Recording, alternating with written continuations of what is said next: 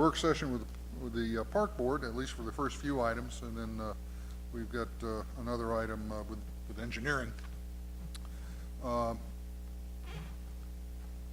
Don't forget to use the microphones, and if you're using one of the wireless microphones, turn it off when you're done.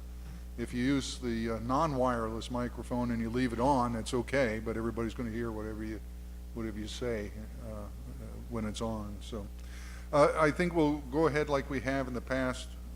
Just go run once around the table real quick, identify who you are, and then I'll hand off the farmers market issue to city staff. So starting with Councilmember Boehner. Councilman Boehner, Councilmember Ward 3. Jeffrey Stevens, Councilman, Ward 1. I'm Sonia Abdelgawad, and I'm the council member representing Ward 4. And since they put 2 in front of me, Ryan Westcott, I'm a council member for Ward 2 and the Mayor Pro Tem.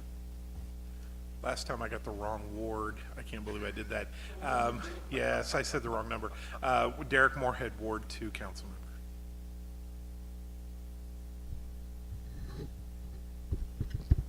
Charlene Hubach, Ward 4. Brian Harris, Park Board Chairman. J.C. Beckner, pastor, First Baptist Church in Raymore. Kevin Kellogg, Ward 1, council member. Bill Manson, Park Board. John Kennedy, Parks and Recreation. I'm Pete Kirkhoff, Mayor of the City of Raymore. Mike Crass, Public Works Director. Eric Berlin, City Manager. All righty, now that the introductions are out of the way, I'll turn it over to Eric, who is probably going to toss it over to you, I guess. But Eric? Actually, I was going to toss it over to Mike, but thank you, sir. Well, we have had a committee of people that include several different department members that have been working on a master plan for the farmers market area, and the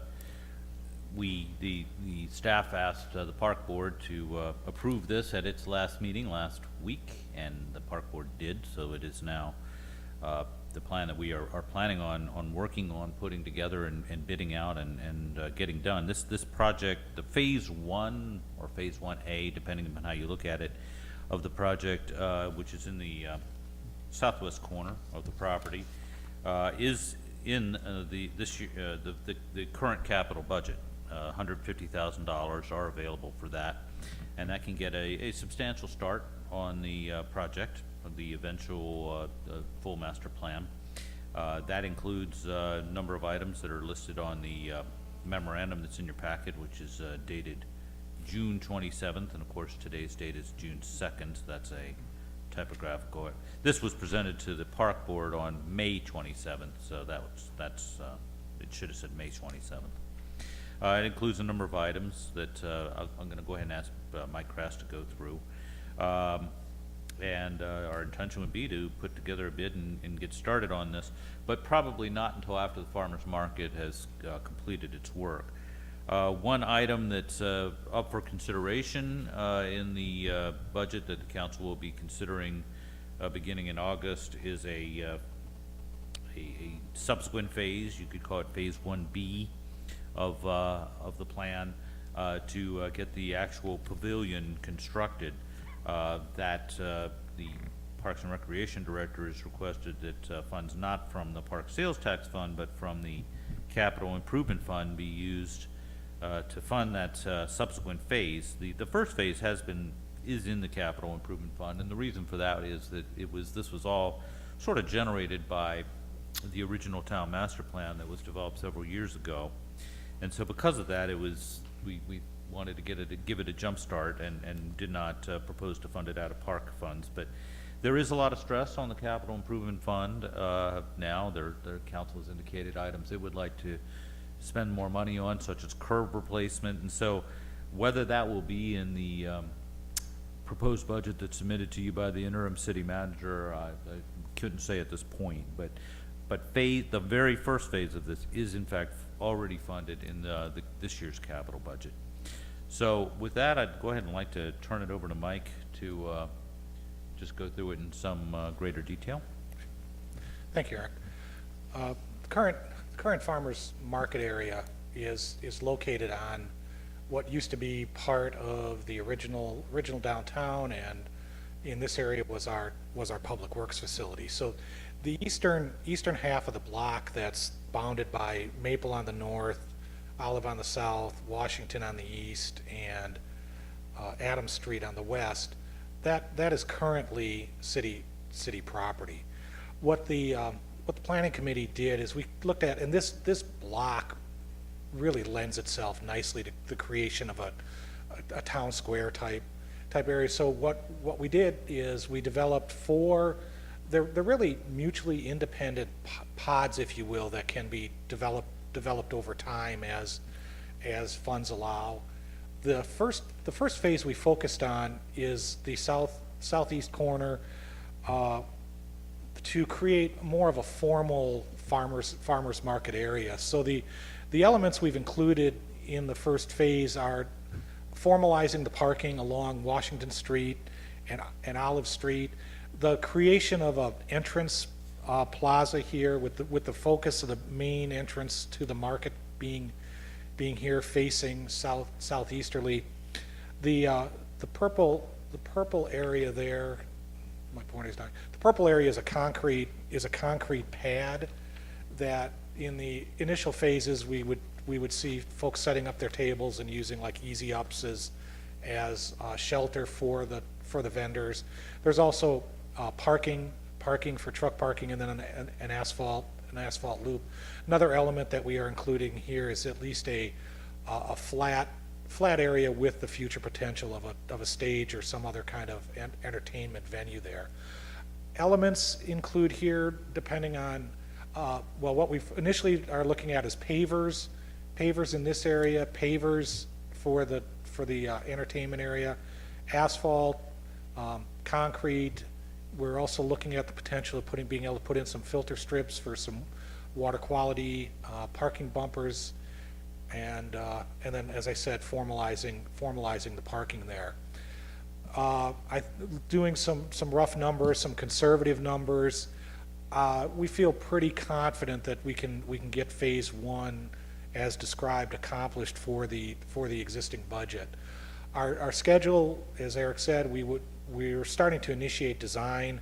I would see this project going out for bid sometime February, and construction starting in March and being wrapped up in time for the farmers market to open again in June. If we can get it out to bid sooner, then there is quite a bit of work here that can be done during the warmer periods of the winter, such as they are. So we are designing it in-house, and so we are moving forward. At this time, I don't think staff is looking for any formal direction other than to give you an update of what the status of the project is. Thank you, Mike. We'll open the floor to the questions and discussion. Yeah, Kevin? Thank you, Mr. Mayor. You said the plaza area is kind of conceptualized as pavers. Would it be beneficial to think of another option like stamped concrete, the cultured concrete? My concern is with the pavers and that they seem to pop with the expansion and contraction of the freezing and thaws and all of that, and I'm wondering if it'd be more beneficial to have a concrete that is stamped and with a kind of a limestone texture on it. We could certainly do that. We could certainly bid that. One of the thoughts the committee had is this does lend itself, at least parts of it. Some things is there's like adopt a paver or memorial type pavers, and we looked at the possibility of incorporating part of that into there. But we could certainly bid it as an alternate as stamped concrete as well. How large is the market area in square footage? And did you look at other farmers markets to kind of figure out exactly how much square footage to use there? But the block itself is about 1.1 acres, is that correct? The entire block? Yes. I'm sorry. So the area that we're using is about half the block, so that would make it about a half an acre that we're currently using. The pad itself is approximately 40 by 120. if that's, was that what you're asking? Well, I was just curious, how many current vendors do we have using the farmer's market? And does that actually allow, if we put that pad in, does that allow for everybody to be on the pad? And then does it allow for growth moving forward? I'm going to defer to my fellow committee member, Mr. Kennedy. Thanks, Mike. As of today, we have almost 50 vendors that have signed up for this year's farmer's market.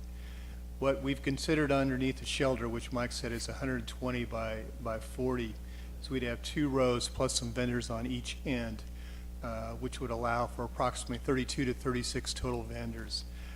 A lot of the vendors we have still request free spaces. They are not paying, so the priority obviously would be for the people that would pay. That would allow them to be underneath the shelter itself. But we still would have an area in the park that would allow for free vendors to set up their booths just like they have in the past.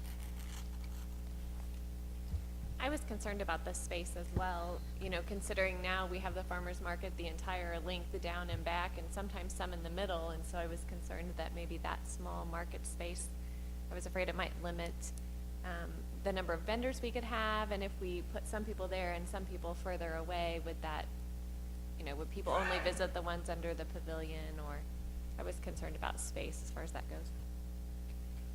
Right now, it's pretty spread out. We have them basically from one end of the park to the other, and we kind of pretty much anticipate continuing to do that. That green space that you see there by the stage that's kind of adjacent to the playground, we feel that still would be an area that we could utilize to set up for any booths. I guess a good problem to have is when you have too many vendors into a park area, and I still think even with growth, we still have substantial areas that we could put people up as far as their booths. Well, until phase 2 occurs, that area there is just all grass space, right, for vendor use? Yes, sir. Mr. Mayor, I have a question concerning the cost of this. As I understand it, in most cities, the farmer's market is taken care of by the people, the vendors there. Why are we spending taxpayer money to do something that the vendors might be able to pay for themselves?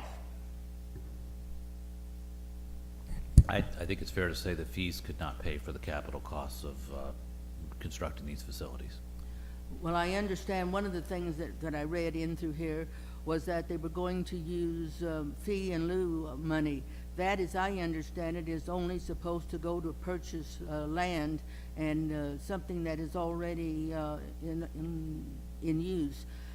We have so many parks that are just half done that I hate to see us go ahead and try to enlarge upon this when we've had the big Hawk Ridge Park since 2008, and we haven't spent one dime on that I can see. So I would like to know why we don't finish projects that we already have before we start adding new ones. I won't attempt to answer that rhetorical question, but with regard to, you're jumping ahead an item, I think, with regard to the fee in lieu. It is suggested that the costs of remediating expansion area number 1, which would involve a long-term lease, be paid from the fee in lieu fund in the amount of $6,500, relatively small amount of money. So that is the recommendation that's regarding expansion area 1. But regarding the capital costs, again, there's no way that fees could pay for the capital costs of constructing the preliminary improvements to the southeast area of the park, nor for the pavilion. That has to be paid out of city funds. Beyond that, hopefully, once capital costs are taken care of, that fees would go to a large degree to taking care of operating the farmer's market, but it would not take care of the capital costs. I didn't see in through here where you had made allowances for parking outside of on the street itself, but inside on phase 1 and phase 2, I didn't see where there was any parking inside there, nor did I see where you show whether there's water or anything like that. Now, where do you plan to have water running in through this area? What you have here is a concept plan. There's water from the existing Public Works building and a sewer service that's terminated in this general area. Our intention would be to stop stub conduits into the pad and provide, at least that would provide for future extension of the services into here when the pavilion is constructed. In the short term, we see installing a yard hydrant so that the vendors can have access to water during the farmer's market. We will also be making provisions for future electrical to be run to the pad as well. As far as parking, the church has been very generous in allowing us to use their 2 parking lots that are located just outside of the park area. Other comments and questions? Kevin? I'm just kind of curious, has any thought been given to like a Wi-Fi hotspot in that area or any of the parks? I think that would kind of lend itself there to that. That's not something that's been considered to date. No, sir.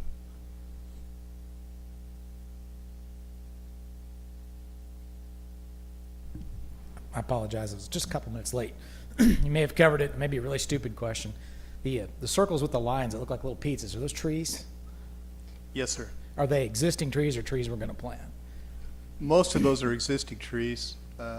One of the points too that we have a substantial amount of money this year that has been dedicated towards planting trees this year, and this is one of the areas that were designated to receive some of those trees. That's what I was looking for, thanks.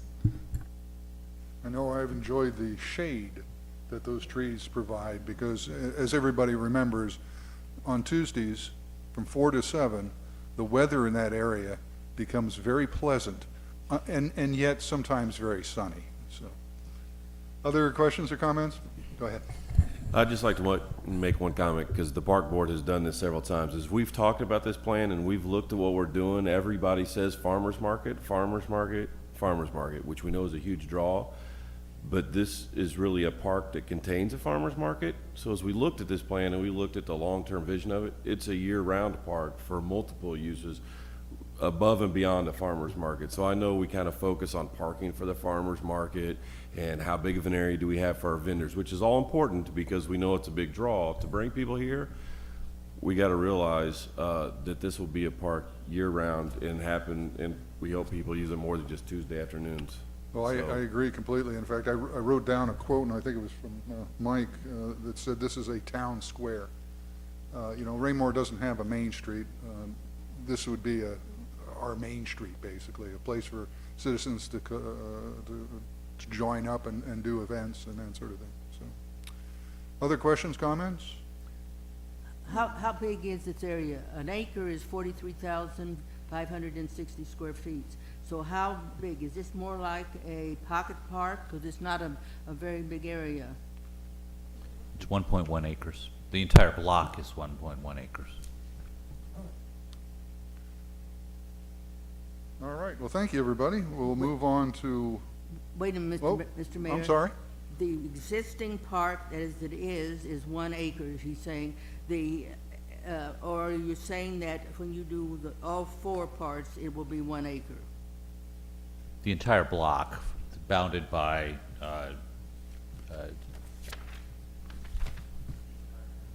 what is that on the west? Adams. Thank you. Bounded by Adams, Maple, Washington, and Olive. That block is 1 acre. That entire block is 1 acre. So actually, all the we own then is a half of an acre that we're trying to put things on the farmer's market right now. Am I not correct? That's correct. Well, I have been there with several groups, and I know that parking for the vendors is quite a problem. But you've got the angled parking for the people that want to come and see the market, but you haven't made any arrangements for the people who are the vendors who need to be able to get to their equipment quickly. And I just noticed that, and I wondered, you've got the stage there taking up most of the part, and then the farmer's market itself is actually quite a ways away from their own parking. If you've ever been to the farmer's market, you know that they have a lot of things that they carry with them, and they have shelters, and they did things like that. Also, a problem that we had there, which I don't see very much in the way of concrete, we had ants that would come around, and the people that had food had a terrible time trying to get rid of the ants. So that's something that you need to think about. Other comments? All righty, we'll move on then to the second part, a memorandum of understanding with First Baptist Church. Eric? Thank you, sir. The Park Board's been working with First Baptist Church on a proposal that would expand the usable space of the farmers market area to include what's shown here on the easel as expansion area number 1 in the northwest corner of that block. That's property that is currently owned by First Baptist Church. It's proposed that the city be able to use this property for parkland area for the next several years. That my understanding is the church doesn't want to sell that property, but it would be willing to allow the use of that property by the city for various park purposes. According to the memorandum of understanding that's been developed, draft, the church would allow for the use of the property for a 10-year period. The church would remove the house that currently sits on the site at its expense. The city would remove or demolish the basement level of the house once that house is removed at the city's expense. At the current time, we estimate the cost of doing that at $6,500.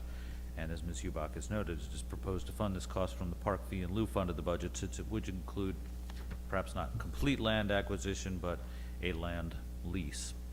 At its joint work session with the Park Board on January 6th, the city council and the Park Board discussed this memorandum of understanding, and there were some concerns raised that if the city paid for the remediation of the property at an approximate cost of $6,500, and if the church were to then take the property back in a short period of time, the city would be out a certain amount of money. And so it was suggested that there might be some kind of an arrangement whereby if the church were to take that property back, that it might reimburse the city in a certain amount, perhaps $650 for each year, short of 10 years, that the church might take the property back if it were to do so.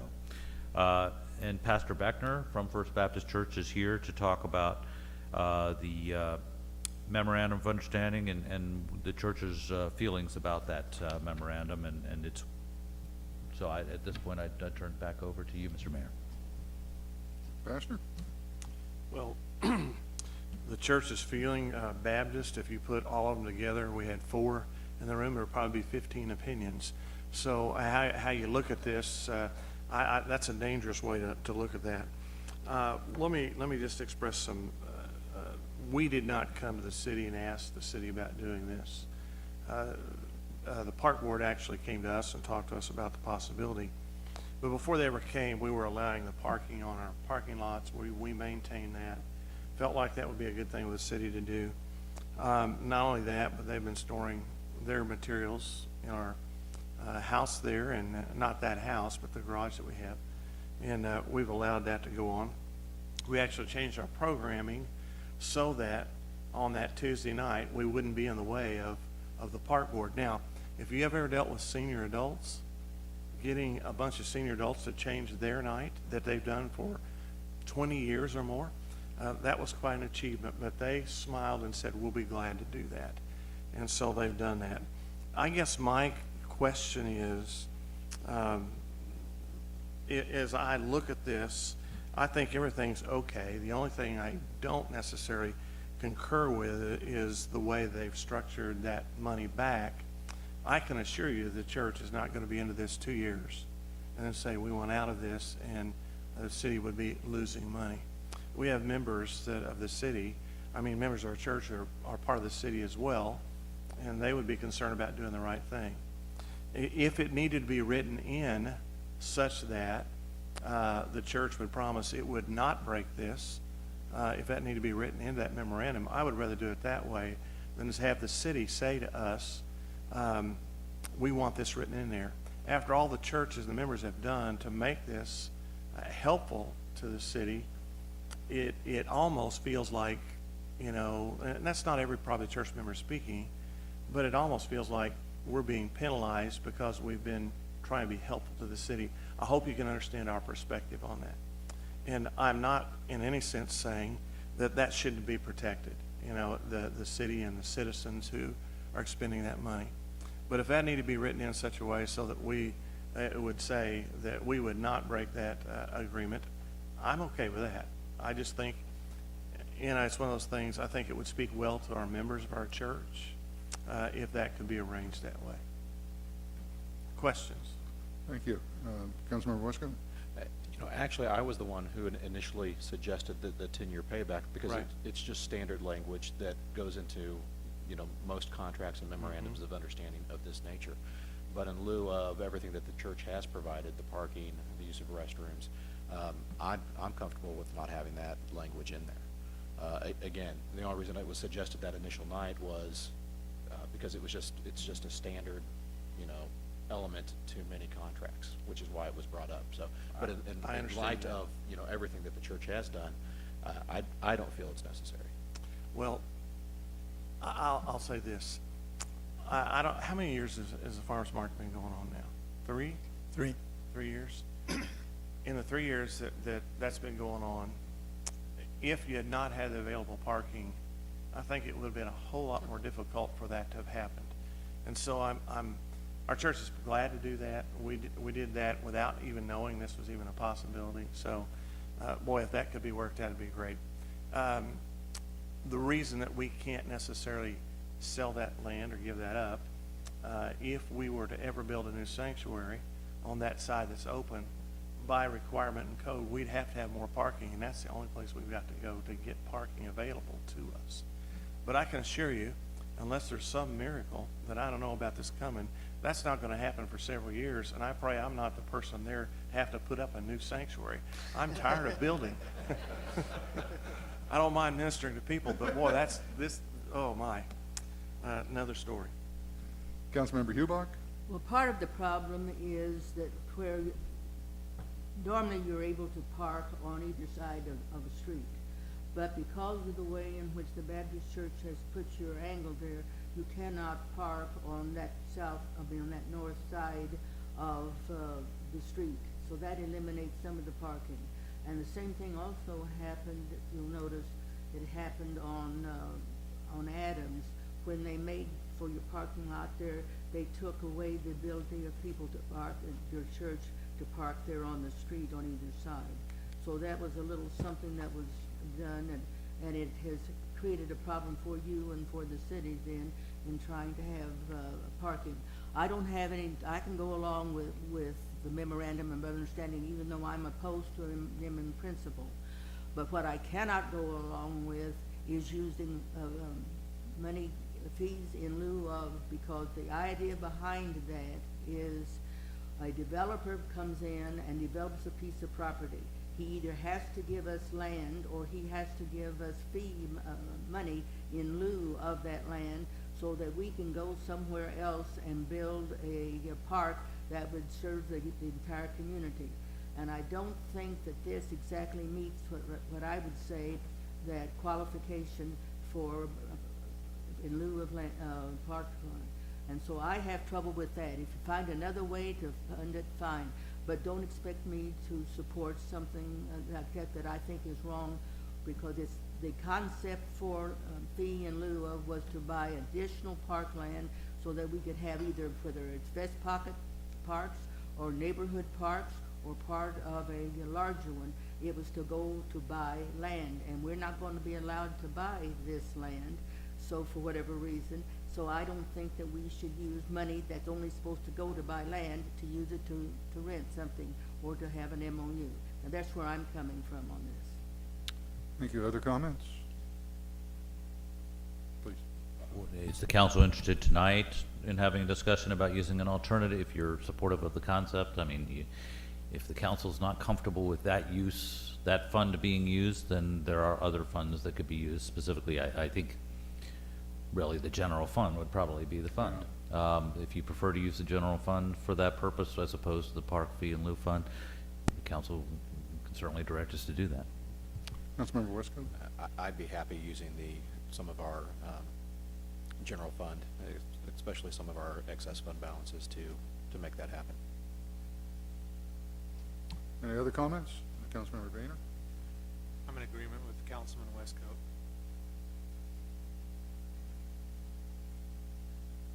Well, if the council's ready, the park board's already approved the memorandum of understanding. It had done so prior to the January 6th work session.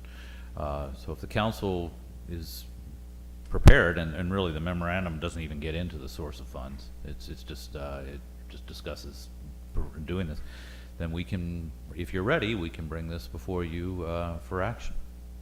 Councilmember Moorhead?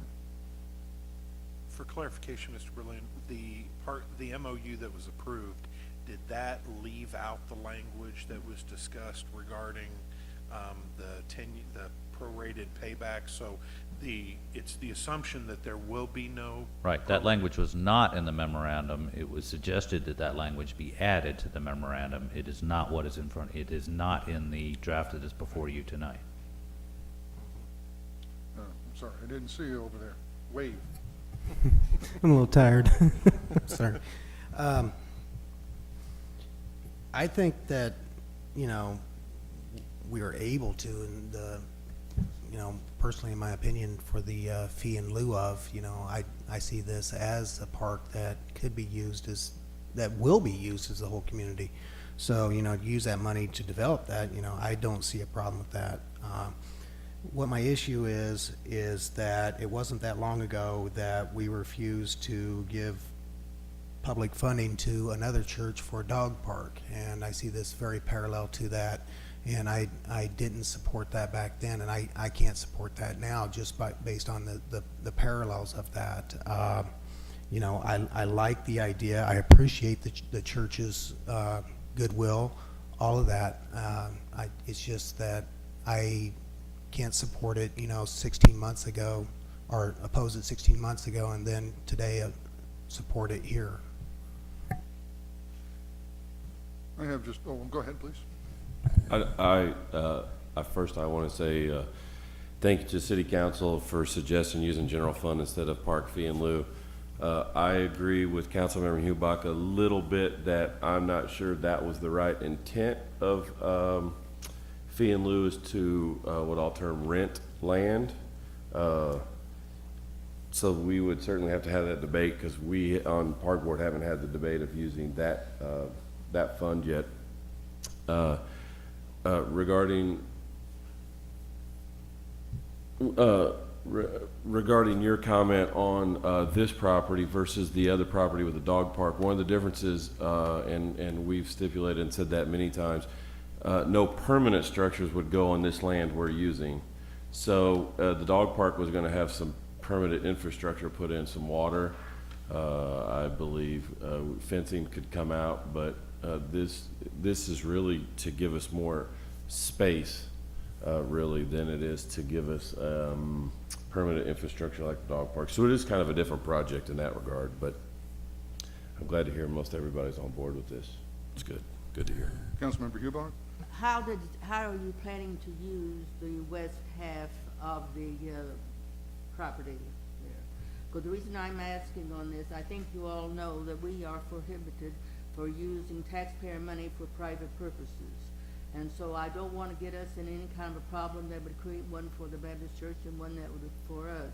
So what do you have in mind for the west half of that block, block? Because what you've shown us up there is all for the east part.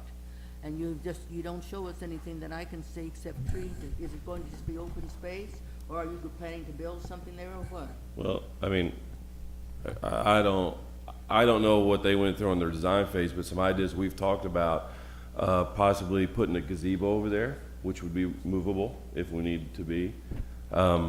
It is open green space. Now, if you can see, the location of the stage points right to expansion area 1. So if you did have music, so the stage, for those that didn't understand, because I didn't the first time I read it, is pointing away from the market towards expansion area, not into the market, which really threw me off the first time too. But if somebody's wanting to enjoy music or have an event off of this stage, then you would be out in expansion area 1, which I envision for the most part being green space. People could bring out chairs and blankets or whatever and sit out and enjoy. So it's not, as you can see, phase 1 and 2 have permanent structures. There's a restroom, play area in section 2, and a pavilion in section 1. The expansion area, we kind of envision green space or movable structures, benches maybe, a gazebo, we've talked about that, but nothing permanent like a built-in shelter. I don't think we'd run a water line for a fountain or anything like that. So that's, I mean, that's years down the road, I would think, but that's kind of our overall plan. All righty. I'm hoping that we move forward with this, and then the 10 years from now, we're sitting back here going, well, that worked well, let's do it for another 10. So, any other comments? And thank you again for... If it gets to 10 years, I may not even be here in 10 years, who knows? I plan to stay around. And if you all do have any questions in the future, please call, come by. Certainly willing to talk. So, and thank you for your time tonight. thank you, thank you. Other comments? All right. We'll move on. Oh, I messed up my notes here. Mr. Mayor? Mr. Mayor? The park liaison to the park board. Mr. Mayor? Oh, sorry. Did staff need a directive from us regarding the memorandum? I mean, No, sir, I don't think so. I think we'll, just bring it forward. you know, unless you have any changes you want to make to what's before you, we'll bring not at it all. forward. Okay. And for your formal I just consideration. wanted to make sure that that's where we were headed. Yes, sir. Thank you. And we'll move on then to item 1B. Oh, 1B, City Council Liaison to Park Board. Eric? Yes, sir, thank you. Until 2009, that there existed a position of City Council Liaison to the Park Board. It was a non-voting position, but there was a council member who was appointed to attend Park Board meetings and communicate to the Park Board and then from the Park Board to the City Council regarding items of mutual interest. In 2009, it was decided mutually by the Park Board and the City Council to eliminate that liaison position. Councilmember Westcott has requested a discussion of reinstituting that position. Councilmember Westcott? Thank you, Mr. Mayor. You know, in light of some of the projects that we have going on, and the future projects, the Civic Center being the largest among them, I just see value in having a non-voting liaison member on the Park Board, that if there are questions, that at least they could be asked of the council member who's there, and instead of us playing telephone, it actually can get those answers immediately, and it just opens the communication channels between City Council and the Park Board. That's why I suggested it. Comments? You haven't? That was, which one of you two would like to talk? The Councilmember Hubach? I have some questions about that. As you know, I'm a great believer that we have to follow the rules and regulations that are set out for us by either state statute or by our city charter. And there's nowhere in the state statutes that it refers to the need for a liaison. The Park Board is supposed to be semi-autonomous. They have their own budget. They do their own hiring and firing of personnel.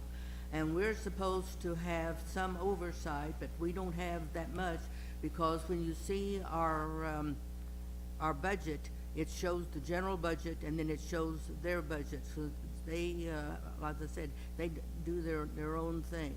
If we don't like what they are doing, or they don't like what we are doing, then we need to get together like we're doing now and talk it out. But there's no way in which one person on either side can speak for the rest of them. As you know, the council knows, we speak, at the council, we don't speak as one person, we speak as 8 people with one decision. And if you all want to go ahead with it, that will be fine. But I have problems with us trying to do something that is over and above what is needed. I've checked with some of the other park boards, and they don't have anything like that. They don't have a memorandum of understanding like we insist upon. What they do is the park board goes ahead and acts and does its thing.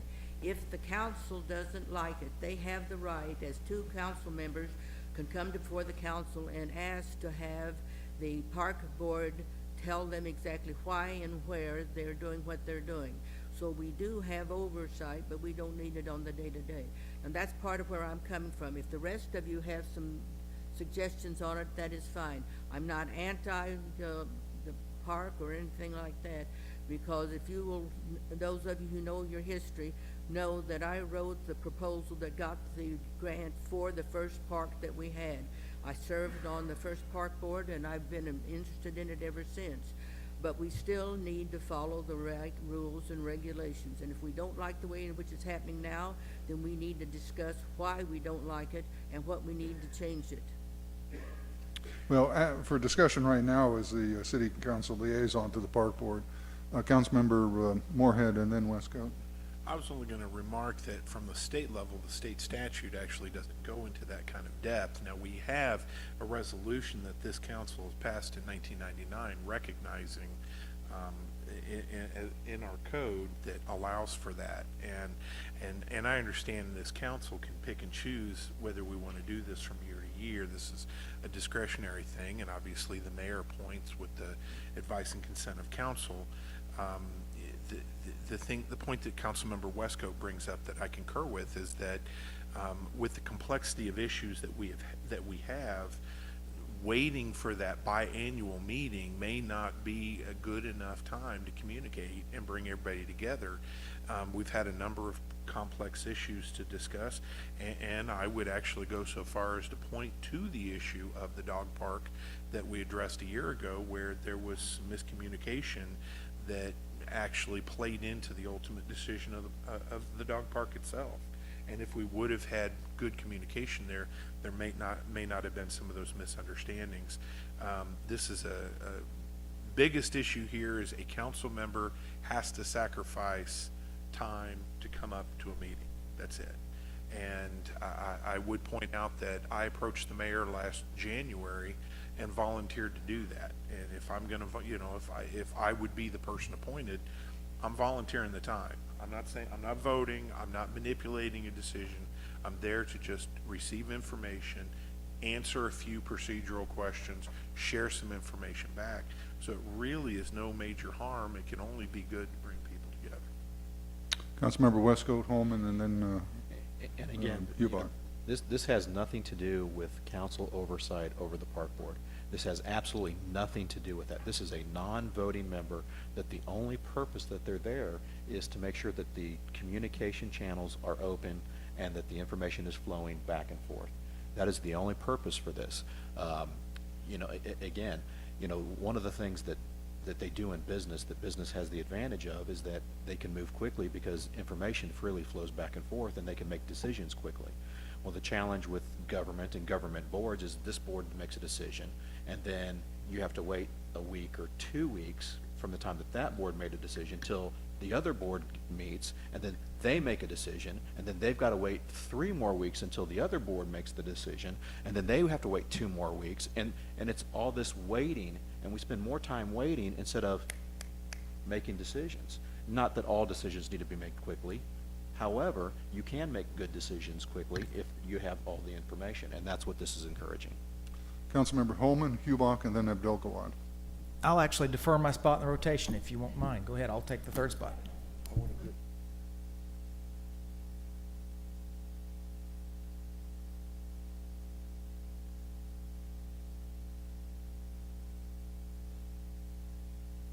Charlene's turn.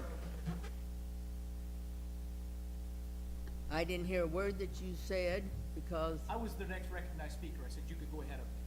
okay, so if we do not like the way in which communication is being held now, why instead don't we consider a change in this way?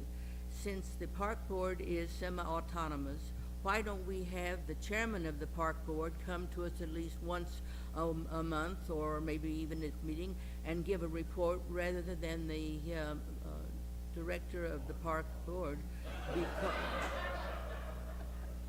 That's a great idea, but I'm noticing some hesitance. Well, what I'm saying is peers talking to peers is what it would be. And I'm just trying to figure out a way because, as you know, I have no trouble expressing myself, and I don't think the rest of you have any. And there's no reason why we cannot do it in an open forum where everything is going on. Now, if I think that Councilman, what shall I call you, Moorhead? I think he would. It's contagious. Whatever it is, it's contagious. I think that he would do a good job. It is just the principle. Once we start changing things, the concept, and trying to lessen some of the power that the park board is supposed to exercise, I have some problems with it. As if we want to try this over, let's go ahead and do it then.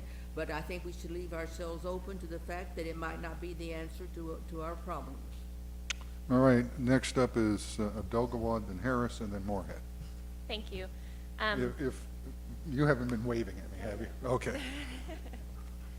In my opinion, that the hole in the line of communication lies in the lap of the parks director. I think it's his job to bring the communication from the park board to the city and from the city to us. If the park board operates separate from the council, then that communication happens there. The communication doesn't happen by putting a council member to sit in the park board meetings. Like, for example, with planning and zoning, the mayor sits in on those meetings, but the mayor does not come to our meetings and advise us of what's happening with planning and zoning. Mr. Catterat tells us what's happening with planning and zoning. It is the park director's job, in my opinion, to be the line of communication between the two boards. I think it's asking way too much to ask the chairman of the park board to come and give us that information. He's a volunteer. That's my 2 cents. Ryan? I agree. Here's the way I look at it. So I looked at, in 2009, when they decided to eliminate the position, there's only 2 sitting council members on there. And I know the one who was the liaison at the time is no longer on the council. And here was the biggest issue we really found as a park board when this happened. We'd asked the opinion, and it was his opinion and his opinion only. Every time he said, it's just my opinion. I can't speak for them all. And there were sometimes he wouldn't tell us anything because he didn't want to feel like he was speaking for the full council. I know what you're saying. We've had a couple issues that have come up, and it was like we were bumping heads. You guys were zigging, we were zagging, and we thought you were turning left, and we were headed right. You were going left, and we were turning right. It happens. When you guys meet every week and we meet once a month, you're going to miss it. If there's something you're missing, you can certainly call me, and I give my best opinion speaking for the park board, but unless we voted on it, I can't speak for everybody. I can say as chairman, I've only been contacted not even 5 times, I bet, about an issue really. So all of our meetings are televised, just like all of yours are, so we should be able to hear everything that happens. What you might miss would be something that happens in a work session. Our work sessions are the same night as our regular meeting because it's hard to get 9 volunteers to show up outside of the time they're doing. I will stipulate we're all volunteers. By the way, we're needing a few seats to be filled, just throwing that out there. To be honest, I don't think the liaison served much good. Maybe he wasn't comfortable filling that role and giving his opinion. Procedurally, we got staff. I will also say if somebody needs to report more often, get more information from staff. I don't want to put it on him, but he's our paid person to give you information. And if you're missing something, or don't feel like you're getting the full information from him, then you can call me or anybody else on the board. But he's the one that should be there every week giving you all the information you need, or every 2 weeks for a regular session. I will know, do we get it's a weekly report now from you, Director, isn't it? Yes. From a weekly report from Director Kennedy, which I know I read every week to see what's going on, so written report. Oh, no. Written is documented. You can't change what you, let's see, it's Moorhead then Westcott. Okay, well, and I kind of wanted to touch on a few things that people have thrown out. First of all, nothing tonight is to implicate that Mr. Kennedy has done anything, as far as lack of communication with us. He gets up and gives a staff report at every public session, and this is good information. As far as does it hit the big things? Can it hit all the small things? Not necessarily. I mean, if we are unaware of something, you can't ask a question if you didn't know where to start it from, and Mr. Kennedy cannot be a mind reader for us. So the design to put a liaison on the park board is to just offer some of that more subtle opportunity. As far as the watching it on TV, and I do actually watch all the meetings on TV, but you can't ask a question to a TV. And when a person is there, and I'll actually point out that every time I've come to a park board meeting, I've been asked to speak because somebody wants my opinion. So the question becomes, if having a member on the board would allow for some communication, you're right, maybe it was the member itself that was on there, who knows? But what hurts to create the open opportunity? Because if a couple extra questions get answered, or a few, thoughts get posited, is that really harmful? And if the council member is volunteering to do it, it's no detriment to the park board. Councilmember Westcott?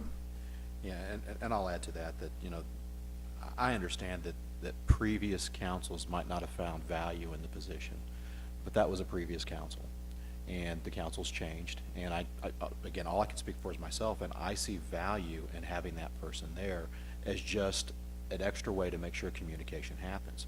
Not guaranteeing that, they were going to express the exact opinion of the council, but at least it's one more avenue that communication freely flows back and forth. Again, it's not about oversight. The mayor serves on planning and zoning. He has a voting position there. He actually casts a vote and influences change. This person isn't going to influence change. They're not going to be a voting member. They're just there to make sure communication channels are open. And I see there's a lot of value in that. Councilmember Abdel-Gawad, Holman, and then Hubach. As Ms. Hubach said earlier, we are 8 different people with 8 different opinions, and while we come to a consensus and finish with one decision, that would be my fear with this position. How would the person be chosen if it's a volunteer basis, if someone has a hidden agenda and goes in?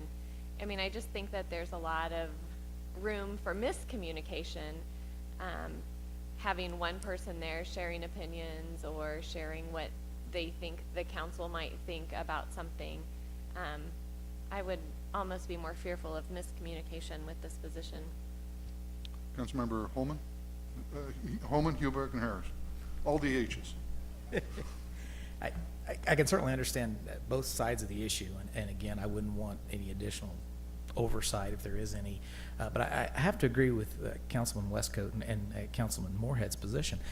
I look at this as an opportunity to improve our continuity of the projects and make the process more streamlined and flow more smoothly between the two bodies. And I think it couldn't come at a more critical time.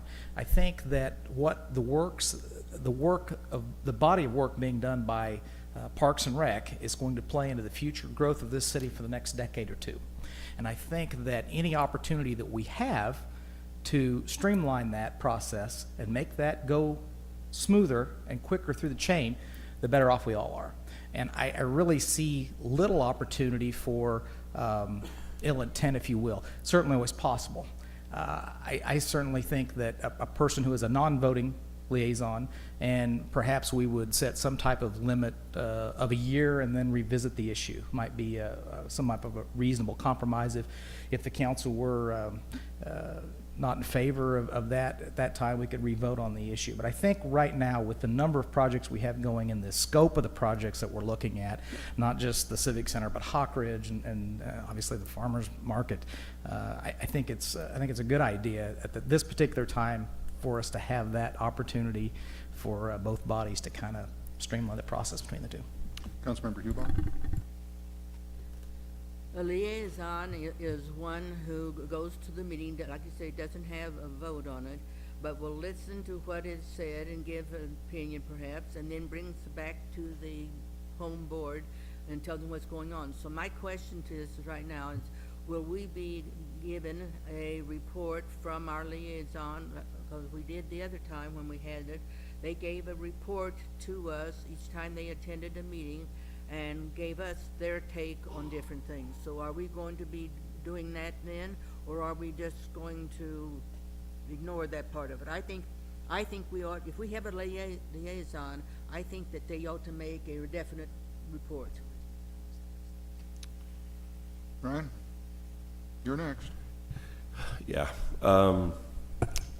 I guess maybe my, and I didn't think it was going to be a controlling member of the board or a member of the board. It was a liaison position. And I don't have problem with anybody showing up. I guess my question today is, it's an open meeting. Why don't they show up now? Nobody showed up last month and asked. And if somebody's here, we always have a section for public comment and anybody can ask. And if we're ever having a discussion and I see somebody raise their hand, they want to talk, I'll let them come up during that section. But I don't see them coming today. So why create a formal position? And I guess this stems back to something that happened a couple years ago. We seem to kind of want to over-govern everything. We're creating, we're going to have a resolution to create a position that then is required to come every single month. I guess I feel like it's overkill. And it goes back to my resolution where we eliminated volunteers from serving on more than one board. We now have empty seats on our board because I felt that was over governance of an issue that didn't require overkill. And I want to make sure we're not creating overkill and abundance for no reason. Okay, Councilmember Stevens, and then it's a W, so it must be Westcoat, and then I have an M written down, so it must be Moorhead. So, Okay. no, I did it the right way. I've recovered. Whatever it was that was, I was having name problems is passed on to someone else. So, Councilmember Stevens. Okay, thank you, Mr. Mayor. Whether we create this position or not, I mean, you're free to show up anytime you want anyway, aren't they? So, I mean, why not just handle it like that? Well, I guess I'd ask the question the opposite way. If anybody that shows up and they're freely allowed to speak, what's the issue with actually going back and putting that position that had been in existence before? That I would point out that the same board that eliminated the position is the same board that created the overgovernance issue. So keep that in mind. It's the same board that got rid of it is the same board that's created the other issues for you. So, again, this isn't creating a new position. It's reinstating a position that a previous board, didn't find value in, which, again, I find value in it. Mr. Berlin, it's my understanding that based on the resolution included in the packet, that there's nothing to prevent the mayor from simply appointing someone with advice and consent to the council. So there's no major change. There already allows the power of the mayor to just go ahead and do that. Isn't that correct? According to section B of that 99 resolution. Well, I think, I'm sorry, that you're referring, the 1999 resolution, you're referring to section, what, sir?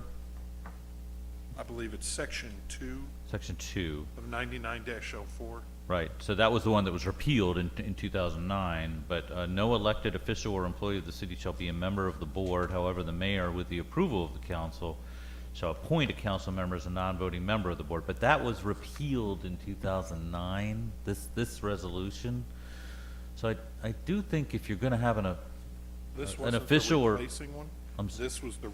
Yes, this is saying it was enacted. if you look at the resolution 2000, it's 0950, it specifically referred to resolution 9904, attached here too as exhibit A is hereby repealed. So I do think if you were to have any kind of an official or semi-official position, you'd probably need to have some kind of a provision for it.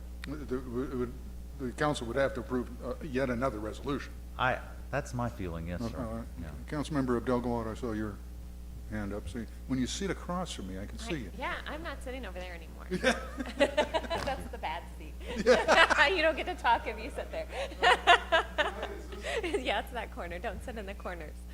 I might recommend that we kind of defer this to the park board. If the park board thinks this would be a useful position for them, then let's hear back from them. And if, when they get together, they feel like it wouldn't be a useful position, then forget it.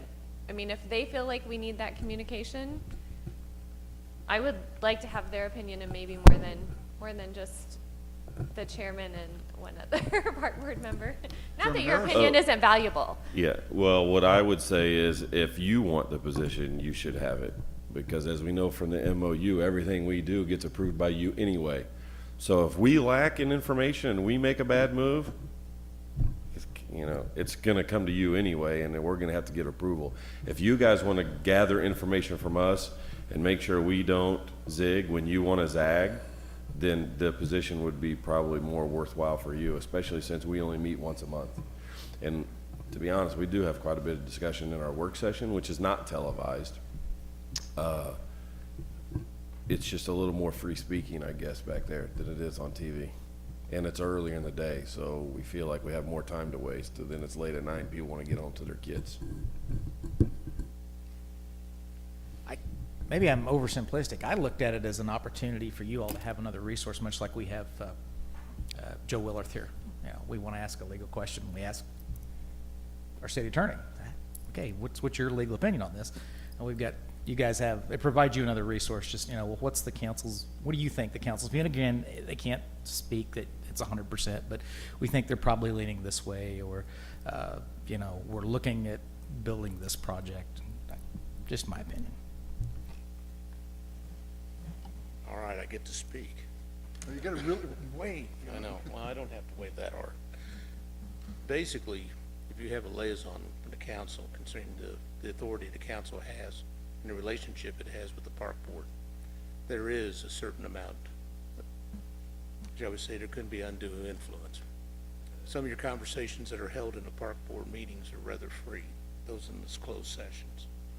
And we're speaking our mind. Sometimes those opinions are something that were expressed at that point and have to be worked out over a period of time. And we want to come to a consensus on anything, we have to beat up on it. But it's usually the park board members who make that decision. And even though you're looking at us as possible, another source of information coming to us and coming back to the council, that's fine. But the other side of it is that I've seen sources like that, and it's not always accurate. The opinions, like you said, they're going to be expressed more often than not. It's going to be the sole person's opinion, and not that the council. And they'll have to go back and get a consensus before they can come back to us. And by that time, it may have changed again, because a lot of times we beat around on things, and it doesn't. It starts out looking like a Cadillac, ends up being a Yugo, or should that be the other way around? But my opinion on that is, if the council wants a liaison, that's workable. But also I have my reservations on that, because I still think there's a certain amount of autonomy that needs to be spoken on that. You need to have a free expression there, and sometimes a council member can be an intimidating source. Councilmember Boehner or Kellogg, any comments? No? Okay, in that case, I'll make a couple of comments and then try to gauge where the council is on this. Something that Councilmember Hubach had said earlier in the discussion about the council speaking with one voice, I think is an important concept to remember. If any council member can currently attend the park board meetings as a citizen, then what is the difference between that and having a member of the council as a liaison? To me, there is a big difference, and that is the liaison participates in all the discussion as an equal, non-voting member. That means that there is one member of the council and that is representing the council as a whole during those discussions. Personally, I'm uncomfortable with that. If the problem is lack of communication, I think we've made dramatic strides in the last few months on that. The weekly report that we get these meetings that we have, and we can certainly do this more frequently if we need to, as those projects come online. I think it's important that every member of the council, as they're representing their wards and the people in their wards, have an equal voice in those discussions. Councilmember Boehner or Kellogg, did I spur you into making a comment? No? Okay, if I've counted right, I heard like 3 people that are really kind of, sounds like it's really good. I've got a couple of people, no, it's not so good. I need to know how to suggest we move forward on this. I would like to see brought before the council. Okay, go ahead and put that up for a meeting in 2017 sometime.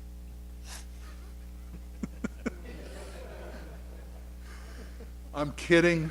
Put it on a meeting soon. All right, well, thank you, Mr. everybody Mayor, here can from... I ask a quick question? I'm sorry, go ahead. Can I ask for maybe the 2 members of the park board or maybe Mr. Kennedy? I would like more input from the park board on this. If you would maybe suggest that they email council members with their opinions, I would appreciate that input. If you guys don't mind. Thank you. And did you get your email fixed? Not yet, okay. If they want to send information to Councilmember Boehner, call him. He's up usually at 4 o'clock in the morning, was it? Okay, so he takes calls at 4 o'clock in the morning. Almost. You could probably catch him at 5. Well, thank you to the members of the park board that are here. If I remember right, the next item, unless you're interested in the storm sewer project, you're welcome to stay. And Pastor, you too.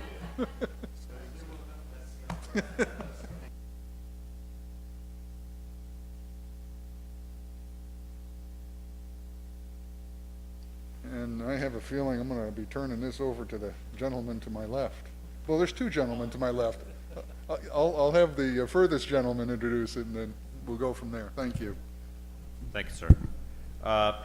In September of last year, the city staff responded to a citizen concern and investigated the condition of stormwater culverts adjacent to 1009 Johnston Drive. The existing culverts extend from Johnston Drive to Silver Lake, and they were found to be in deteriorated condition with sections missing from the top of the pipes. They're causing some problems with the property that they do sit under, some sort of sinkholes. We did contract with a company to perform sanitary sewer lining in 2013, 2014. So we asked them if they could look at those culverts and see about relining them in the same manner that we do for sewer lines. But unfortunately, they had deteriorated past the point where that is an option. So replacement is going to be necessary. That's not something that's budgeted this fiscal year, but it is something that we're recommending be done as soon as possible, that is to say this fiscal year. So it would require a budget amendment to have it performed. We've looked at different options for doing this, and I'll let Mike go through them. I think we thought it would be beneficial to, I know that council members Moorhead and Westcote are very familiar with the flooding issues there in their ward. Maybe not all the council members are, so we thought it might be beneficial to just briefly talk about that and some of the things that have been discussed as remedies over the years.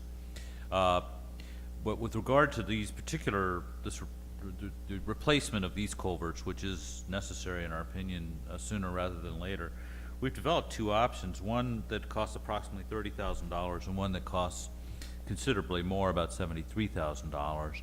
And the reason that we wanted to come to you tonight and talk specifically about these 2 is that we have previously met with council members, Moorhead and Westcote, and had talked about the more expensive option. And we did not want to bid out the less expensive option, which is our recommendation, bring it to council, and then have the council members say, wait a minute, this isn't what we talked about. You know, why are you bringing us something other than what we had understood we'd be seeing? So we did think it would be beneficial to have that discussion tonight and get your, we hope your assent to bid out the less expensive of the 2 options. So with that, I would go ahead and turn it over to Mike to speak generally about Silver Lake flooding, and then to talk a little bit about the two options that we have looked at. Be happy to. Back in 2000, 2001, the city retained the services of Black and Veatch to look at a number of flooding issues that were occurring throughout the city. There were significant flooding issues in the Fox Haven neighborhood. There were significant flooding issues occurring in the Silver Lake neighborhood. Some of those are still occurring today along the north side of the lake, along Johnson Drive.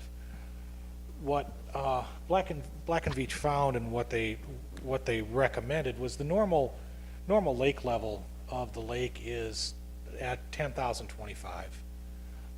Under high water conditions, the lake actually floods.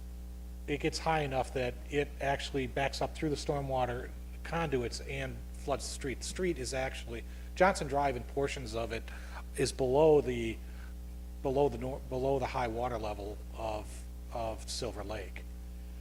And these are some historic pictures of Johnson Drive, Silvertop Lane, during some very, very heavy rainfalls that have caused the streets in the areas to flood. This is a picture of the existing outlet under Silvertop that drains down into the Eagle Glen subdivision. What's occurring is that the water flow is dependent on a difference of the surface elevation between the two water bodies. So the greater difference you have between the two, the better the flow is. What's happening in Silver Lake is that the water level is actually coming up and filling the culverts and then flooding the roads. So enlarging the culverts isn't going to alleviate the flooding problem. What Black and Veatch recommended was that the lake actually be lowered about 2 feet to allow the culverts to always be open. Now, even when we went out and surveyed for this project, the culverts were about half to 2/3 full of water with the normal lake level. So there are some issues with this solution. It does create a ring around the collar. In the properties that currently have lakefront property would end up with a strip around their, adjacent to their backyards. This option was presented to the Silver Lake Board a number of years ago, and because they own the outlet, the city owns the culvert. In order to lower the outlet, you need their permission to take out about 2 feet of material to lower the lake level. But that's the reason why we're recommending the lower priced alternative. Is it's not going to fully function. The larger pipes are not going to fully function until some modification is made to the lake outlet. Thank you, Mike. We'll go ahead and open the floor to discussion. Councilmember Moorhead. Okay, I actually go back to 1973 with this issue. And actually, if we could back up to some of the historic photos, I think there was the first picture.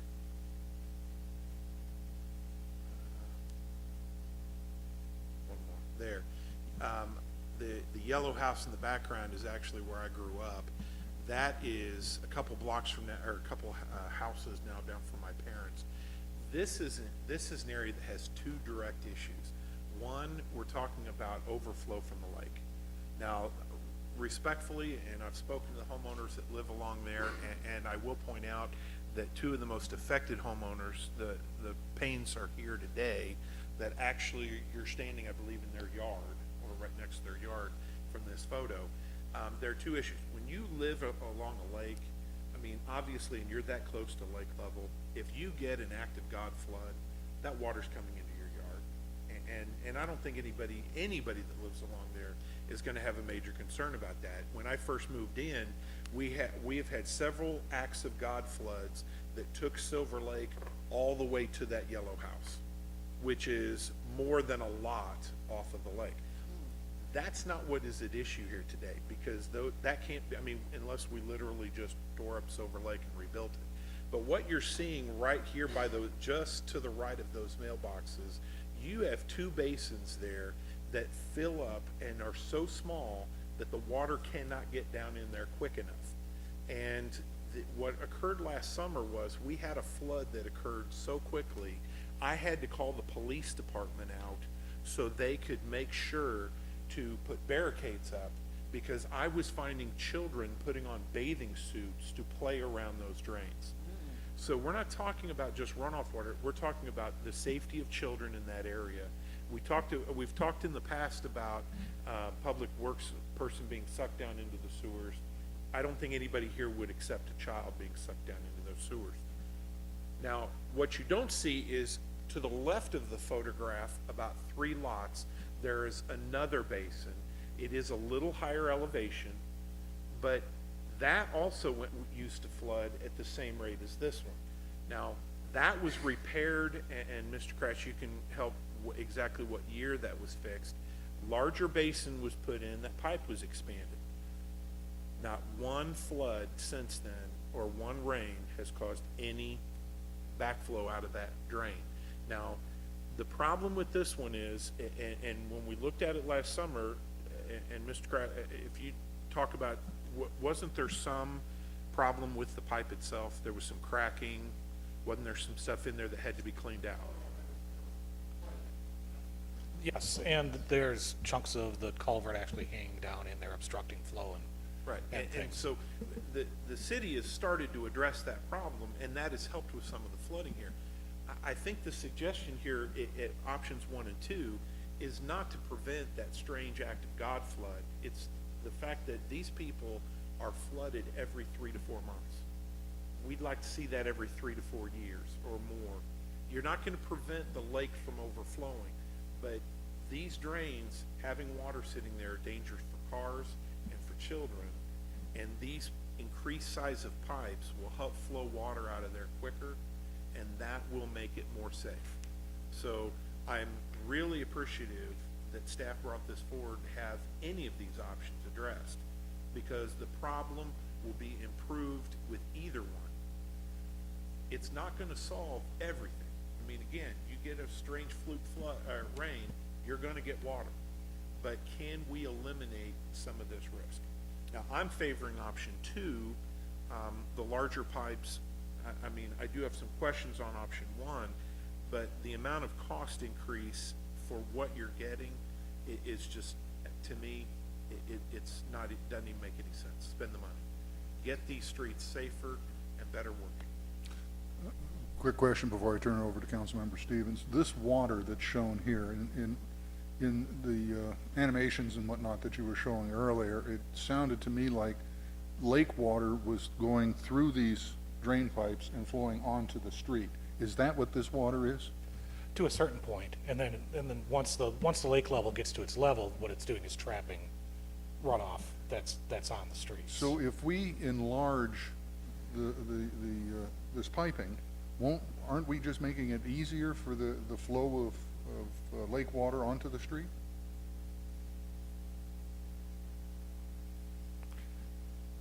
I think it's hard to quantify because there's so many variables.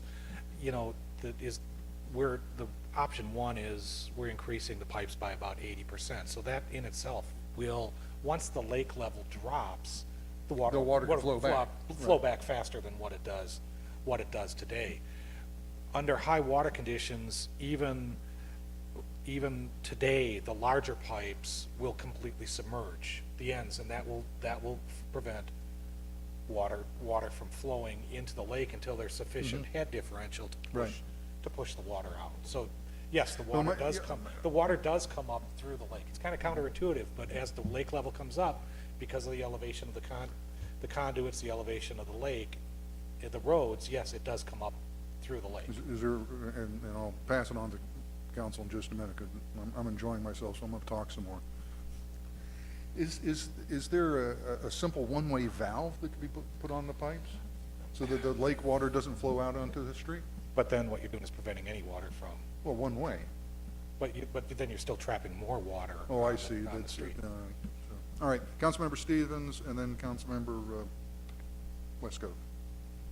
Actually, I think Mike pretty much summed it up. That's kind of what I was gonna say.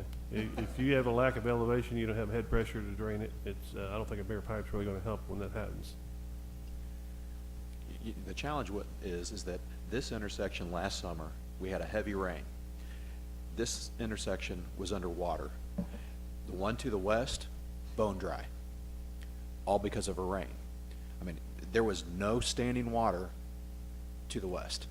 This was still underwater and had to put barricades up. So that's why, you know, I don't necessarily agree with the position that's been offered, because this intersection floods, the one that has the larger pipes and the larger culvert drains perfectly, and that intersection does not flood. The other intersection, is it the same altitude?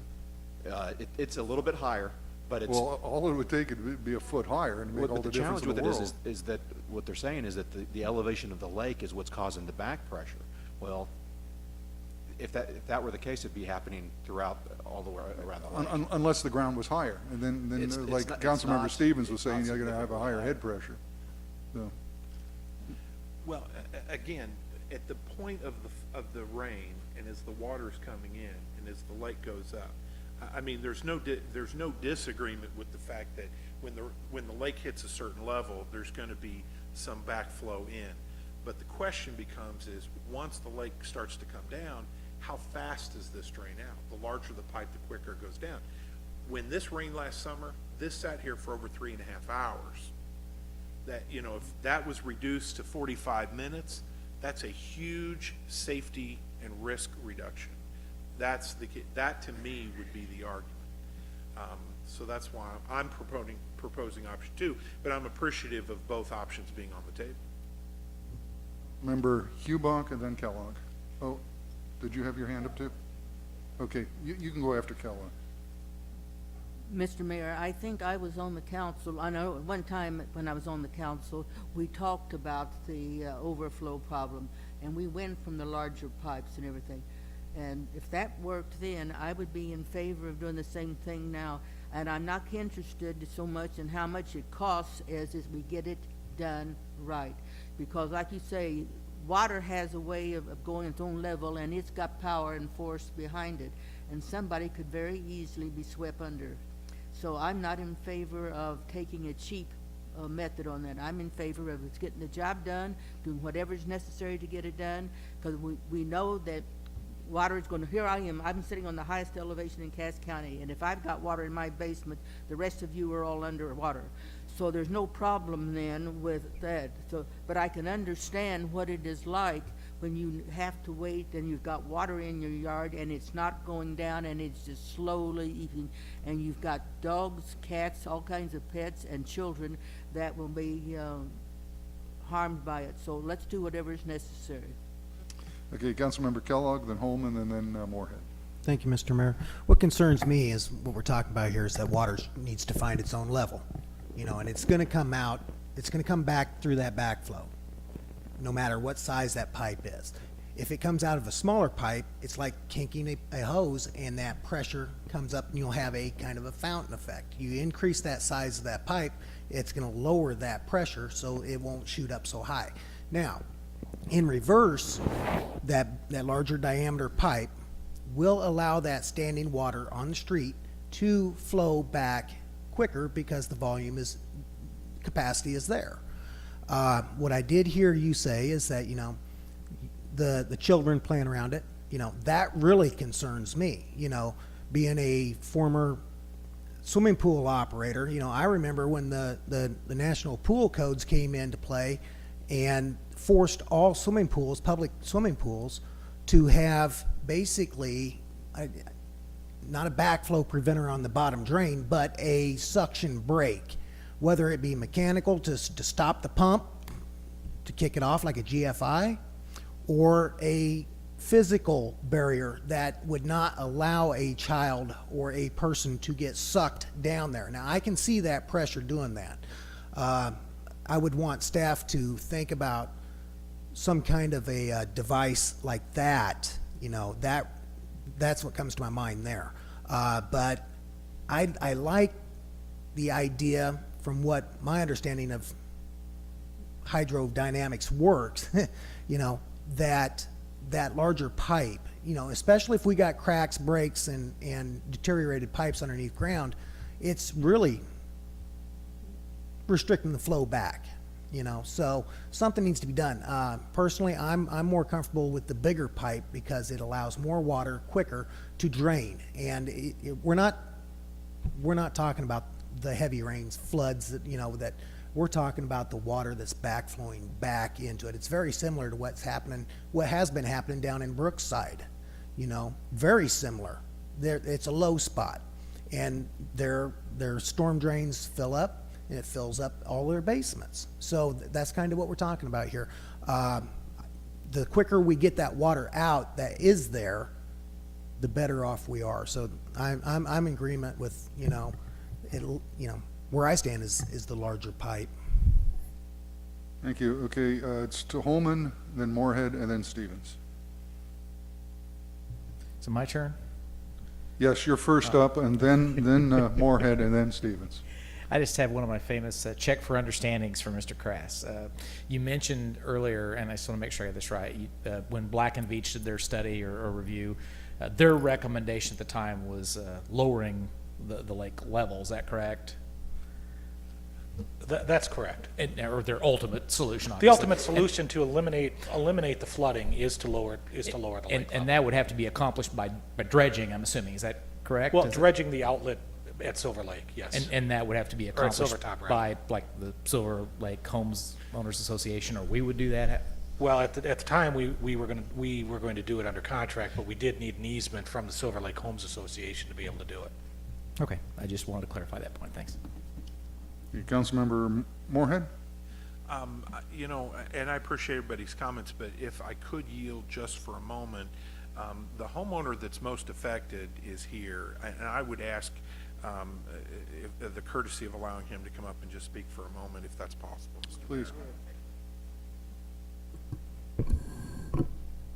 Yes, my name's Ray Payne. My wife Vicki and I are here tonight, and we live at 1009 Johnson Drive and have been there for about 14 years. And like Mr. Moorhead said, we moved to the lake to be near the water, and we're very familiar, obviously, with this problem. And we, like many people on the lake, expect to have situations by act of God on occasion. And also realize that because of the lake levels, there are situations that have caused, from the hydraulics mentioned, that the lake would back up the water flow. And having been there and being intimately a part of every flooding situation, I can tell you with assurance that's in 14 years, that's happened maybe 2-3 times tops. And that typically we get flooding on the average of 3 to 4 times a year. And so obviously the flooding is caused by a multiple of reasons, and the hydraulics of the lake backing up to cause it is a once in every 3 or 4 year event, in my opinion. And I do appreciate both options being brought to the city. I think either one will help. But obviously the larger pipes are going to evacuate that standing water much faster than the smaller pipes. And what you don't see here is the sidewalks that were recently put in on this major thoroughfare that lead to a school. I have pictures not only of cars on a routine basis that we help people get out of, but also pictures of school buses sitting in water like that truck is up there.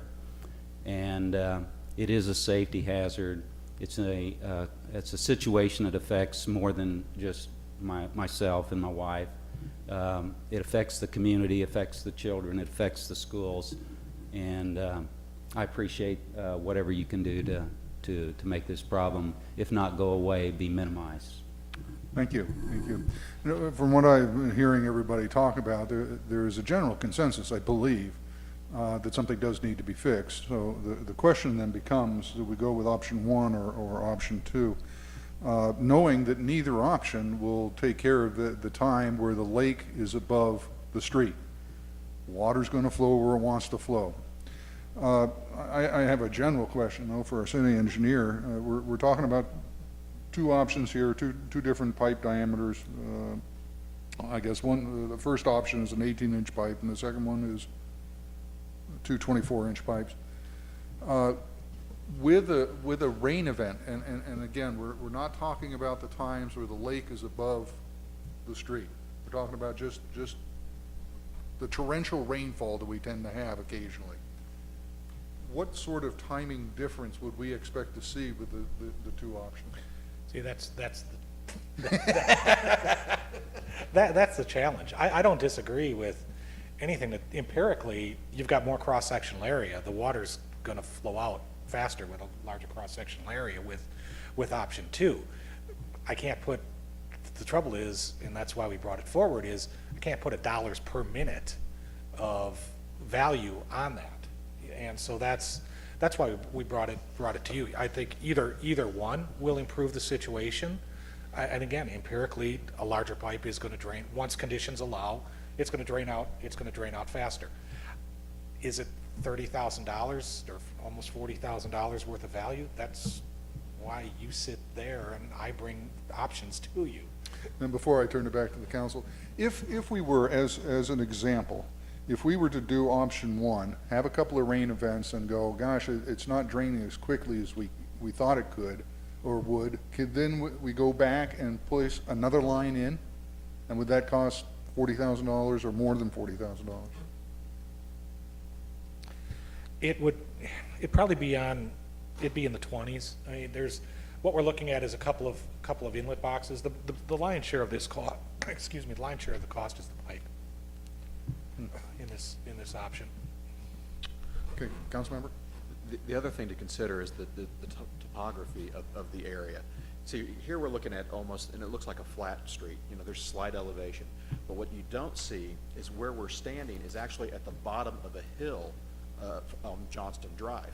So, you know, it goes up the hill and then all that water comes down, especially during a torrential rainfall. So what you're having is a culmination of all the water rushing into this area, which is why, you know, the suggestion of the larger pipe, you know, makes sense to us. When the lake is not elevated, it'll allow it to drain at a rapid pace, because it's not just the rain falling in this area, it's the rain falling up the hill that's coming down the street. Well, I've heard 1, 2, 3 people support a larger pipe. Somebody else want to support one or the other? Councilmember Stevens? Well, it is correct. If the level of the lake is lower, that the larger pipe is definitely going to help. So I don't know if there are situations, do you have problems when the lake is not at a level do you still have flooding during those times?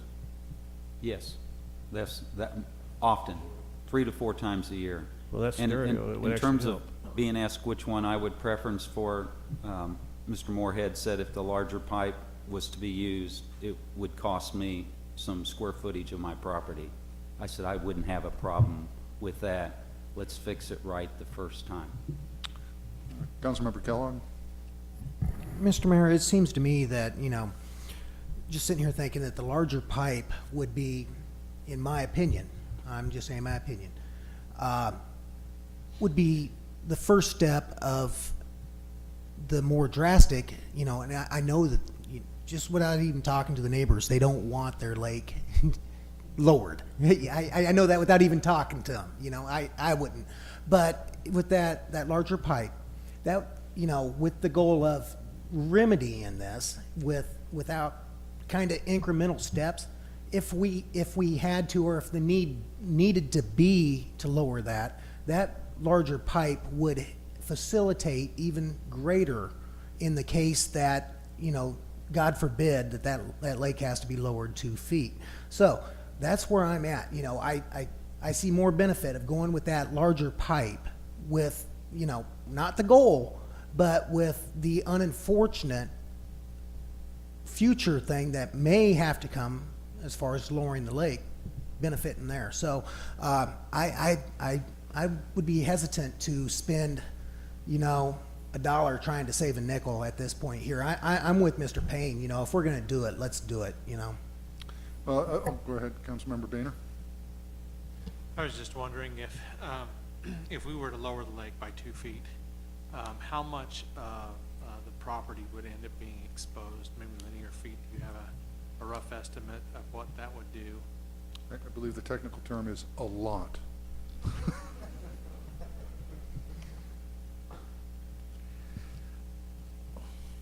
From memory, I think it was on the order of 10 feet or more, because at the time we were working with the then president of the board. He had visions of a trail or something around the lake.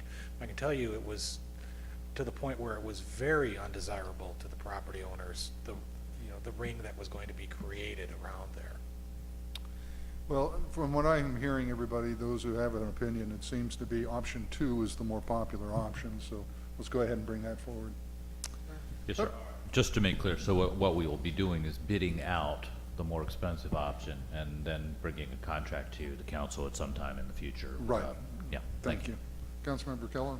Yes, thank you, Mr. Mayor. I would request that we have staff investigate some kind of a suction block or some kind of a barrier, so in the case that an unfortunate incident happened, that, we try to prevent a tragedy. I don't know that there's devices out there that work, but I don't know that there isn't.